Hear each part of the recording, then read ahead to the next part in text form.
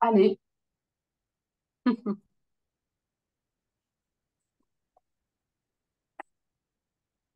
Alors, sur l'action sanitaire et sociale, est-ce que vous voyez bien mon écran? Oui, ouais, ouais, Parfait. c'est bon. Allez, super. Donc, du coup, on va passer rapidement sur ce qu'est l'action sanitaire et sociale. Bon, bien que vous avez eu déjà une grosse approche lors des réunions qu'on a pu faire au mois de février, mais ça fait du Oui, bien de se rafraîchir la mémoire. Alors, du coup, le fonds d'action, ah, on a quelqu'un qui nous rejoint, donc je vais le laisser rentrer. Donc, du coup, l'action sanitaire et sociale, en fait, elle est possible grâce à un budget qui nous est alloué chaque année par la Caisse nationale d'assurance maladie et qui s'élève autour de, allez, on est sur entre 450 000 euros et 500 000 euros. Donc, chaque année, l'enjeu, c'est de dépenser ce budget parce que en fait, ce budget dépensé, il détermine le montant du budget de l'année qui suit. Donc, on a tout intérêt à dépenser le budget parce que plus on dépense, plus on a de sous l'année d'après. Donc, euh, Après, il y a un seuil quand même. Quand on dépasse plus de 95%, on a le même budget que l'année en cours. Donc l'objectif, c'est de dépenser au moins 95% du budget pour avoir un budget ISO sur chaque année. Donc c'est pour ça qu'on doit être vigilant sur l'action sanitaire et sociale, finalement, à toujours instruire des demandes et avoir un rythme régulier de traitement de dossiers qui nous permet une consommation régulière. Donc, du coup, ce budget, il est fixé en fonction d'indicateurs démographiques, en fonction d'indicateurs de tension économique, de précarité, en fonction de l'état de santé de la population et d'indicateurs sur l'offre de soins. Donc, cette action sanitaire et sociale, elle aide principalement à financer des aides individuelles ponctuelles en complément de ce qui existe sur le champ légal. Et ce sont des aides extra-légales pour lesquelles, en fait, il ne peut pas y avoir de recours. Pas de commission de recours amiable, pas de possibilité de revenir sur un dossier. Bon, ça nous arrive quand on a, quand on a, quand on a des personnes, des fois, qui comprennent pas pourquoi on les a pas aidés ou parce il y avait quand même une justification médicale qu'ils nous ont pas communiquée en première intention. Il est arrivé qu'on reprenne les dossiers pour les réexaminer, mais il n'y a pas de voie légale contentieuse. Donc ça, c'est la première chose.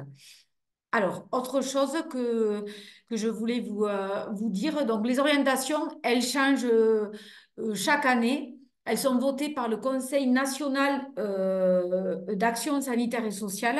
Donc, le Conseil, ce n'est pas la direction de la Caisse nationale, c'est des représentants d'organismes divers et de syndicats divers qui ont un œil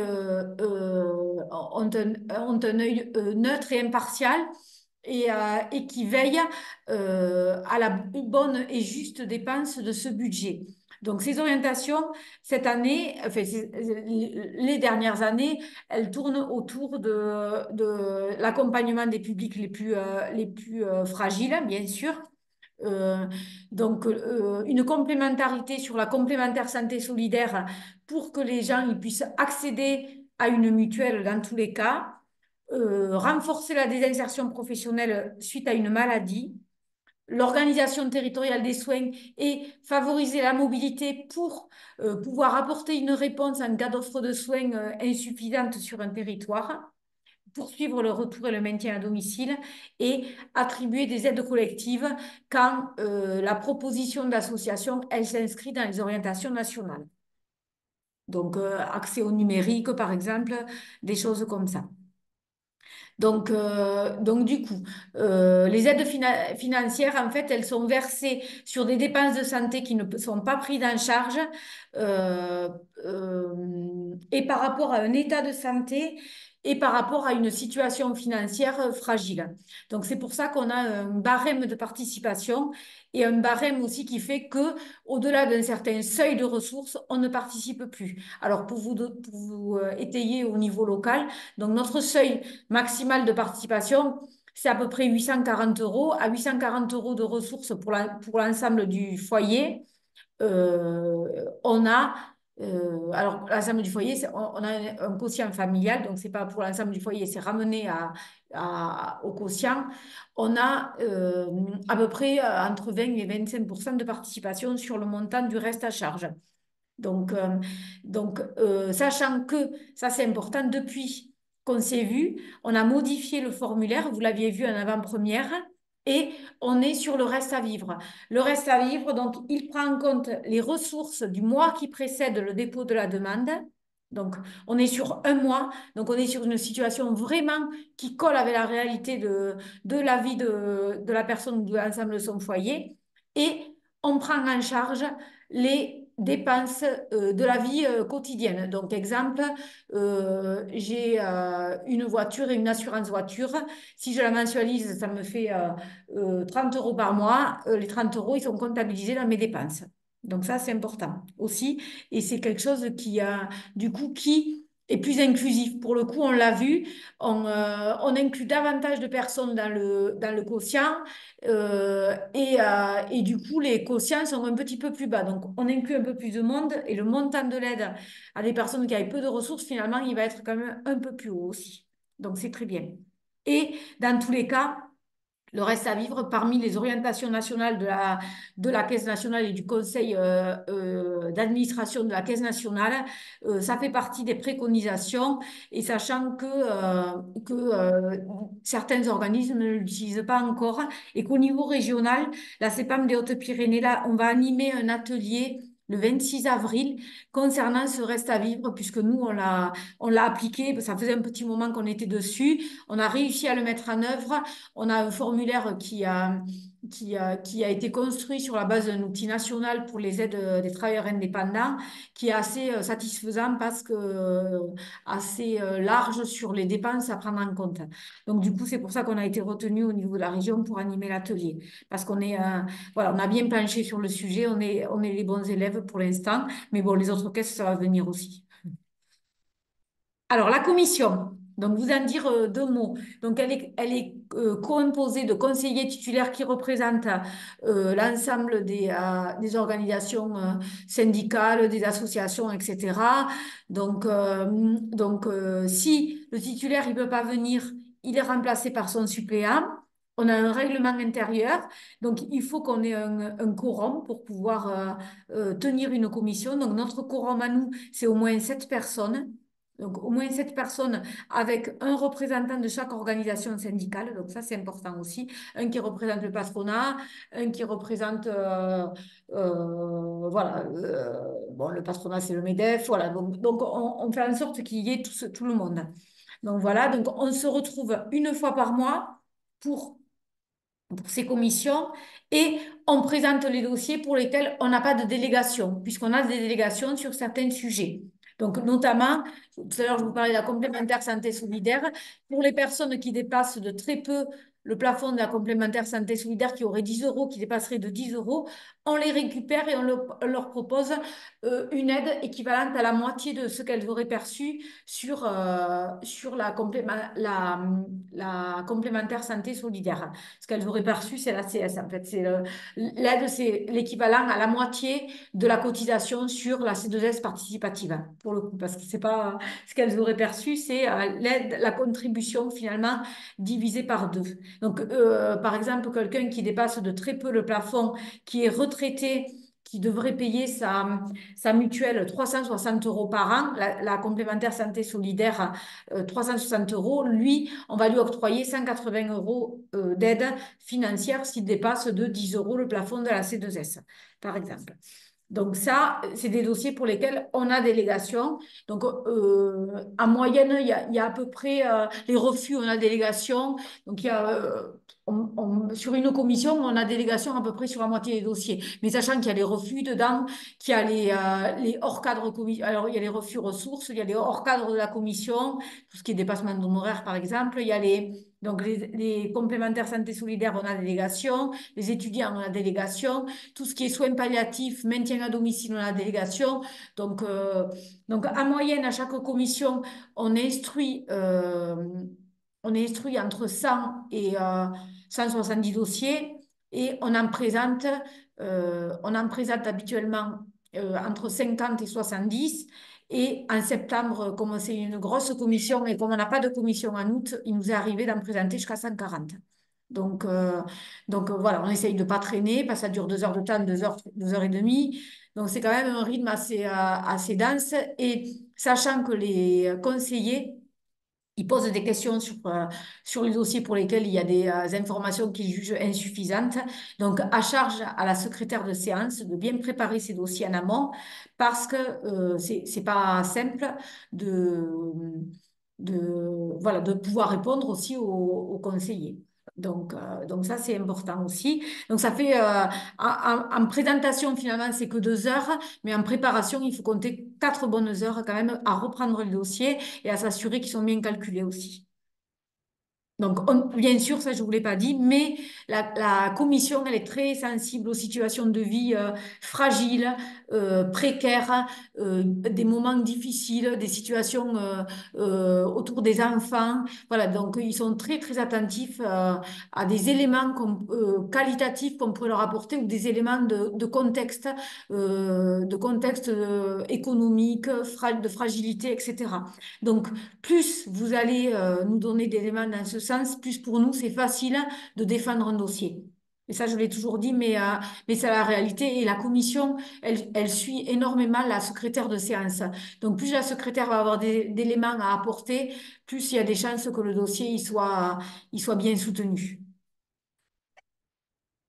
Bon, les dossiers sont présentés de façon anonyme, bien sûr, et la casse, alors on anticipe, elle peut faire appel au médecin conseil ou au dentiste conseil, mais il y a des dossiers qu'on passe systématiquement en amont pour pas avoir de mauvaises surprises, pour pas que la casse elle nous dise non, mais là le dossier on veut pas le voir, on veut qu'il passe au médecin conseil ou au dentiste conseil d'abord. Donc on les fait passer en amont. Les implants par exemple, ils sont tous vus par le dentiste conseil. Et comme ça, quand la casse elle statue, en fait on a déjà l'avis favorable du contrôle médical, bien souvent.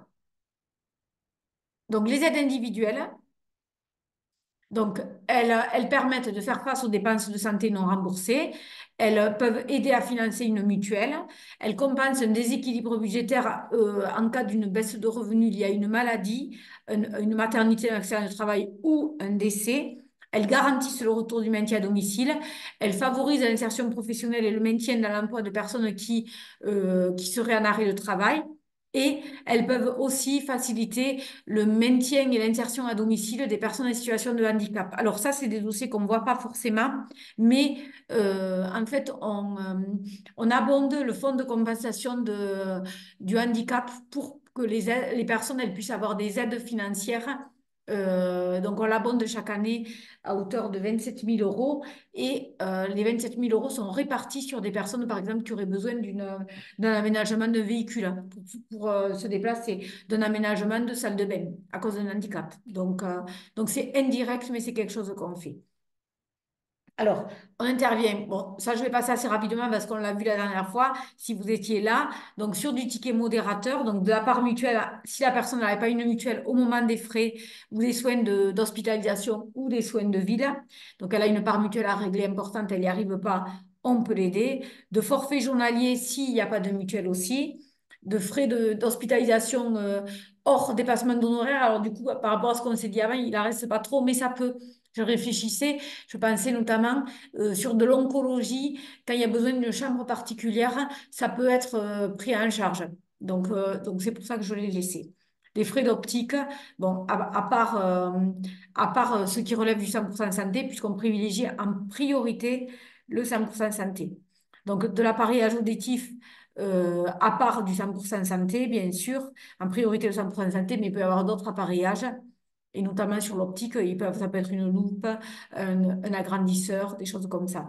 Soins dentaires, donc à l'exclusion de ce qui est pris en charge dans le cas du 100% santé. Donc il y a les actes qui ne sont pas pris en charge. Je vous en ai parlé tout à l'heure, par exemple l'implant.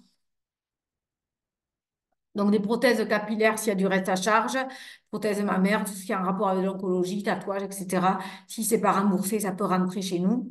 Frais de pharmacie ou d'appareillage non remboursés ou partiellement remboursés. Les semelles orthopédiques, c'est un cas classique pour les bénéficiaires de la C2S. Des labos, si, des fois il y a des actes de biologie qui ne sont pas pris en charge. Donc ça peut rentrer dans ce champ-là. Des séances de psychomote, d'ergothérapie, de neuropsy et de psy sous certaines conditions pour les enfants. Je ne l'ai pas rajouté, mais c'est pour les enfants. Donc ça, c'est quelque chose qui peut être... Et je ne vous ai pas mis aussi les bilans, mais il y a les bilans qui peuvent être pris en charge. Donc, les pertes de salaire en cas de maladie et le fait que, voilà, si un budget est déstabilisé, donc là, on peut intervenir sur une aide financière en raison d'une maladie. On l'a déjà eu fait même en cas d'une maternité. Alors, il y avait maternité d'un côté et le monsieur était travailleur indépendant euh, et, euh, et avait une dette à l'URSSAF assez importante parce que pendant le Covid, en fait, il n'y avait pas eu de prélèvement de cotisation et du coup, il se retrouvait avec une dette énorme à l'URSSAF et du coup, le budget de la famille était déstabilisé. Donc là, on a fait une aide par rapport à l'état de santé de madame qui était sur le point d'accoucher. Et on a payé de l'eau presque à hauteur de 5 000 euros. Donc ça commence à être intéressant quand même. Donc, le retour et maintien à domicile. Donc, aide ménagère en cas de sortie d'hospice, aide ménagère en cas d'affection de longue durée, soins palliatifs, donc matériel et médicaments non remboursés, exemple des couches, ça peut être, c'est le cas classique, ça, hein. Et on intervient aussi sur des gardes à domicile quand le plan d'aide APA est au maximum et que les heures sont insuffisantes pour arriver à couvrir le planning malgré l'intervention de la famille. Donc, des aides techniques aussi qui peuvent favoriser le maintien à domicile. Donc là, on est sur le handicap, ce que je vous disais tout à l'heure. Alors ensuite, donc sur la prévention de l'insertion professionnelle, on fait de la remobilisation, on fait des bilans de compétences et on fait des primes de fin de rééducation. Si la personne elle a eu un accident du travail, elle a fait une formation professionnelle qualifiante, elle peut avoir dans un centre avec une orientation MDPH, bien sûr, et elle a eu son diplôme. Donc là, elle peut avoir droit à la prime à la réussite, donc qui est de 1 500 euros. Donc qui permet voilà, d'octroyer une bulle d'air à la personne avant de repartir sur un parcours professionnel. Donc, l'aide financière, donc vous la demandez à partir d'une nouvelle imprimée, donc rien de particulier, nature de l'aide, motivation de la demande, donc, si c'est vous qui transmettez le dossier, vos coordonnées, donc le descriptif de l'assuré, les coordonnées de l'assuré, la composition du foyer, la situation du demandeur, donc ça c'est important aussi. Et après, donc là, c'est les ressources et les charges. Alors, ça fait un petit peu peur, mais c'est pour coller vraiment avec le reste à vivre et c'est pour prendre en compte les dépenses. Donc, c'est important aussi qu'il y ait toutes ces cases, malheureusement. Alors, on a mis une petite phrase, on ne demande pas les pièces. On ne demande pas les pièces, mais on se réserve le droit de demander à la personne des pièces si on trouve des choses un peu étranges. On va demander l'avis d'impôt. Par contre, je vous ai remis aussi ici les pièces. Donc, la prescription médicale, le devis, la facture, le certificat médical et le panoramique pour les dents. Donc là, c'est pour les demandes d'aide financière en raison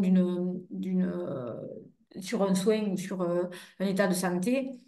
Et donc, les justificatifs des aides financières obtenues auprès d'autres organismes SIA, la demande d'ASS, les justificatifs des ressources, donc sur le mois qui précède le dépôt de la demande. Donc, les ressources, c'est par exemple le numéro allocataire si on est bénéficiaire d'un RSA et qu'on a un petit peu de prime d'activité, tout simplement.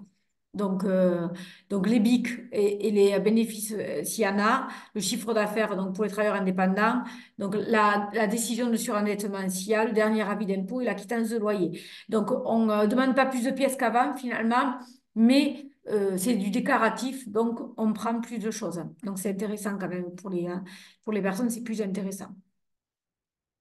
Alors, donc ça, c'est au niveau local. Sur les travailleurs indépendants, il existe ce qu'on appelle les aides spécifiques. Donc, les aides spécifiques, elles peuvent intervenir pour les travailleurs indépendants en cas de maladie ou de handicap. Donc, du coup, si un travailleur indépendant est invalide, il peut avoir une aide financière exceptionnelle pour les personnes en situation d'invalidité et qui sont travailleurs indépendants. Il peut aussi avoir une aide au répit pour accompagner un proche en fin de vie ou pour accompagner un proche qui est malade. Donc ça, c'est important aussi. Et ça peut lui permettre aussi de s'arrêter un petit peu et d'accompagner son proche dans ses difficultés de santé. Aide pour un accompagnant au maintien de l'activité. Exemple, je suis charpentier et je suis tombée du toit. Donc je peux reprendre une activité, mais seulement à mi-temps. J'ai besoin de trouver quelqu'un à mi-temps pour m'aider parce que j'y arrive pas. Donc tout simplement, je peux demander une aide financière pour 1 an pour recruter quelqu'un et embaucher quelqu'un à mi-temps pour m'aider dans mon travail. Et après, donc, des consultations médico-professionnelles pour les travailleurs indépendants.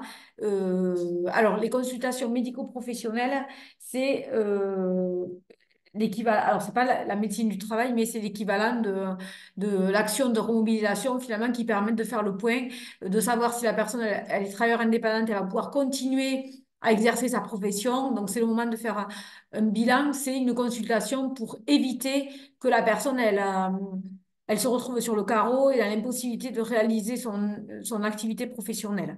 Donc, c'est pour envisager une autre activité professionnelle ou une solution pour pouvoir continuer l'activité aussi, tout simplement.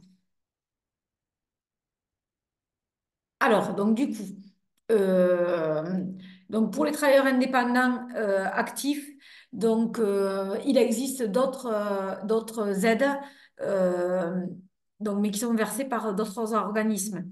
Donc du coup, cotisant en difficulté, ça va être l'URSSAF. Victime de catastrophes et intempéries, je pense que c'est l'URSSAF aussi. Donc voilà, accompagnement au départ à la retraite, c'est la CARSAT. Donc il existe d'autres aides mais qui sont versés par d'autres organismes. Donc, on fait aussi des subventions aux associations. Ça reste très ponctuel. L'année dernière, on en a fait une.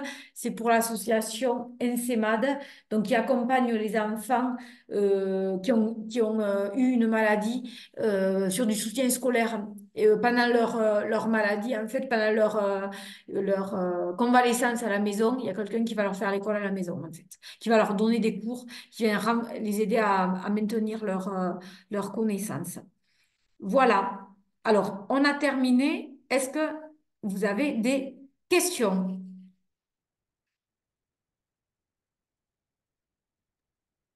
Non, pas pour moi.